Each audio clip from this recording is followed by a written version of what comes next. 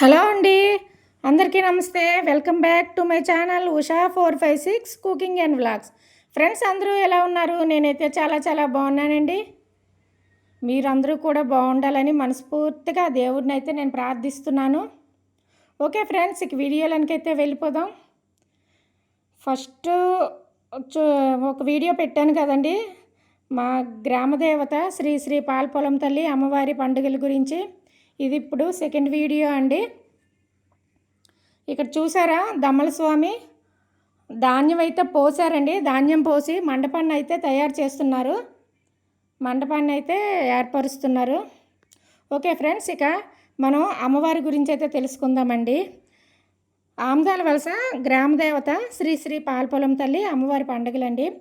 శ్రీకాకుళం పట్టణం నుంచి అయితే 10 కిలోమీటర్ల దూరంలో ఈ మా ఆమదాల వలస మండలం అయితే ఉంటుంది.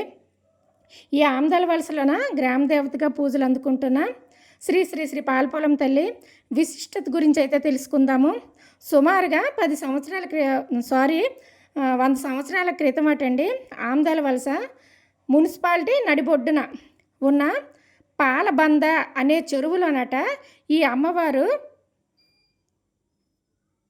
దొరికారటండి.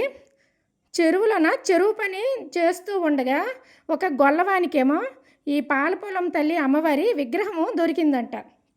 దాన్నేమో ఆ గొల్లవాడు చెరువు గట్టుపైనే పెట్టి ప్రతిష్ఠించి అప్పటి నుండి పూజలు చేస్తూ ఉన్నాడంట.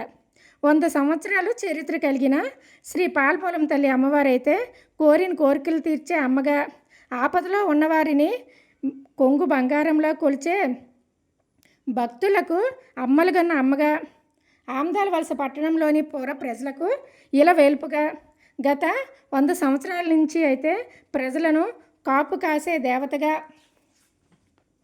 ఈ అమ్మవారైతే ఉన్నారండి. భక్తుల నమ్మకము. ప్రతి మంగళవారం కూడా భక్తులు రద్దీతో ఆలయం అయితే కిటకిటలాడుతూ ఉంటుంది. దసరా నవరాత్రుల్లోనైతే అమ్మవారు 9 రోజులు రోజుకొక అవతారంలోనైతే భక్తులకైతే దర్శనం ఇస్తారండి. ఈ 9 రోజులు కన్నుల పండుగగా ఉంటుంది. ఇక్కడ దసరా మహోత్సవాల్లో అయితే ఈ ఆమదాల వలసలోన అమ్మవారి గుడి దగ్గర ఈ అమ్మవారిని దమ్మల కుటుంబానికి చెందిన వంశీయులు మాత్రమే పూజారులుగా ఉంటారండి. వాళ్ళ సంతానమే అలాగ పూజారులుగా వ్యవహరిస్తుంటారు. దీనికి వేరే పూజారులు అంటూ ఎవరు ఉండరు. ఆ దమ్మల వాళ్ళే పూజలు చేస్తుంటారండి. ఇంకా అలాగ తరతరాలుగా ఇదే ఆచారం అయితే కొనసాగుతుంది. ఇప్పుడు మా ఇంట్లో చేస్తున్న ఈ పూజ కూడా దమ్మల స్వామి చేస్తున్నారండి. వాళ్ళే ఎవరైనా ఘటాలు ఎత్తి పండగలు అంటే ఈ పండగలని కాకుండా ఇంకా సపరేట్గా మొక్కుకుంటారు. ఎవరైనా ఏవైనా కోరికలు కోరుకొని అవి నెరవేరితే మేము అమ్మవారికి పండగ చేస్తామని మొక్కుకుంటారు కదా, అప్పుడు మొక్కుకునేటప్పుడు ఆ గుడికి వెళ్ళి అమ్మవారికి దండం పెట్టుకొని ఆ దమ్మల స్వామికి అయితే చెప్పాలండి, మేము ఇలాగా పండగ చేసుకుంటున్నాము, ఇలాగ ఘటము ఎత్తాలనుకుంటున్నాము అనేసి అంటే అప్పుడు వాళ్ళు వచ్చి ఈ విధంగా పూజలు అయితే చేస్తారు. ఇవి పండగలు కనుక దమ్మల స్వామి మేము పిలవకుండానే అందరింట్లకి వచ్చి ఎవరెవరు ఘటాలు ఎత్తుతున్నారో వాళ్ళందరింట్లకి వచ్చి అయితే పూజలు చేస్తున్నారండి. చాలామంది వచ్చారైతే దమ్మల స్వాములు దగ్గర, ఎందుకంటే చాలామంది చేశారండి. ఇక్కడ 3 సంవత్సరాలకు ఒకసారి కదా పండగలు, చాలామంది అయితే చేశారు. అందరూ ఘటాలు ఎత్తారు. ఎవరెవరైతే ఘటాలు ఎత్తారో అందరి ఇళ్ళకి దమ్మల స్వాములు అయితే వెళ్ళి ఇలాగా ఘటం పూజ అయితే చేశారు. వాళ్ళు చేయాలండి, మనమైతే చేయకూడదు. ఇక్కడ ధాన్యం అయితే మొత్తం పోసి మండపాన్ని అయితే ఏర్పరిచారు కదా. ఇప్పుడు ఇకండి ఘటం కుండనైతే ప్రతిష్ఠించారు. ఆ ధాన్యము కుప్పగా పోశారు. ఆ రాశి మీద ఒక తెల్లని వస్త్రాన్ని అయితే పరిచారు. ఆ వస్త్రం మీద ఈ పెద్ద ఘటాన్ని అయితే పెట్టారండి. దాని మీద ప్రతిష్ఠించారు. దానికి చుట్టూను కొబ్బరి పువ్వులు ఉంటాయి కదా, అవేమో కట్టారండి. కట్టి ఇంకా నెక్స్ట్ పూలదండ కూడా ఆ ఘటానికి అయితే కట్టి అలంకరణ చేశారు. ఇప్పుడు అందులోనేమో ఏవేవో వేయమని చెప్తున్నారండి. అవన్నీ మా చెల్లి అయితే వేస్తుంది. అరిసెలు, నెక్స్ట్ 5 రకాల పళ్ళు, ఇంకా ఏవేవో వేయమని చెప్పారండి. నెక్స్ట్ బియ్యం కూడా అందరికీ వేయమని చెప్పారు. మేమందరం అయితే పిడికిడేసి బియ్యం అయితే ఆ ఘటం కుండలో వేసాము. నెక్స్ట్ చిల్లర కాయిన్స్ కూడా వేసాము. మా చెల్లి అయితే ఇక్కడ వాళ్ళ 2 పిల్లలతో కూడా ఘటంలోన బియ్యం అయితే వేయించిందండి. ఇంకా మేమందరం కూడా అందులో వేసాము. ఇక్కడ మా అమ్మగారి మీదైతే అమ్మవారు ఇంకా అలానే ఉన్నారండి. అసలు వెళ్ళలేదు. మా అమ్మనైతే మేము అస్సలు పట్టుకోలేకపోతున్నామండి. ఎంత బరువైపోయిందంటే అంత బరువైపోయింది. నేను, మా పెద్ద చెల్లి, మా చిన్న చెల్లి, ఇంకా మా పిన్ని అందరం కూడా తననైతే మేము ఆపలేకపోయాము. ఇంకా డప్పులు కొట్టండి, డప్పులు సౌండ్ కొట్టండి అని ఇంకా నాకు ధూపం సరిపోవడం లేదు. నాకు ధూపం వెయ్యండి అనేసి అయితే అంటుందండి. ఒక పక్కన ఈ దమ్మల స్వామి ఈ ప్రాసెస్ అంతా చేస్తున్నారు. ఇంకా ఇక్కడ కలశం అయితే పెడుతున్నారండి.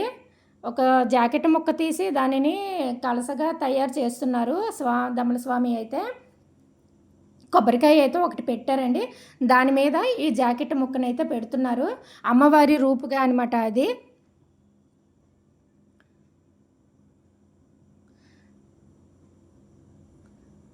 నెక్స్ట్ ఇంకా తమలపాకులు అవన్నీ పెట్టేసి మొత్తం 9 రకాలు నవధాన్యాలు అయితే రాశారండి.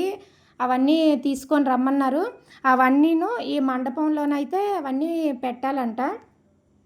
అవన్నీ కూడా మేము తీసుకొచ్చాము. ఇప్పుడు బియ్యం ఇక్కడ చూసారా, తమలపాకులన 2 తమలపాకుల్లో పెట్టారు కదా, ఆ 2 అమ్మవారి పాదాలండి. ఇక్కడ బియ్యము చూసారా, బియ్యం మండపంలో పోసి ఆ బియ్యం మీద ఈ అమ్మవారి పాదాలను అయితే పెట్టారు.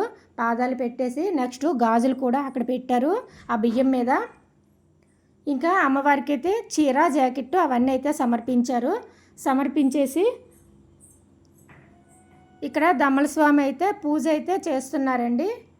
పూజ అయితే స్టార్ట్ చేస్తున్నారు. పూజ అంటే ఇంకేమీ కాదండి, అమ్మవారికి మంత్రాలు అవేవి ఉండవు కదండి. గ్రామ దేవతలకైతే ఎటువంటి మంత్రాలు ఉండవు. వాళ్ళైతే దండకం అయితే చదువుతారండి. మీకు నెక్స్ట్ వీడియోలో ఆ దండకాన్ని అయితే మీకు నేనైతే పెడతాను. ఆ దండకమే అమ్మవారికి మంత్రాలంట. ఇప్పుడు పైన ఇంకొకటి పెడుతున్నారండి, చిన్న ఘటం పెడుతున్నారు. పైన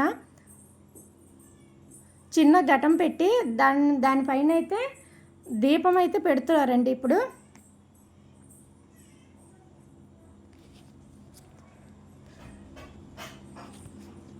ఇంకా ఘటంలో వెయ్యని వాళ్ళందరూ కూడా బియ్యం అయితే వేస్తున్నారు. ఇంకా మా నాన్నగారు, మా సిస్టర్స్ ఇంకా అందరూ.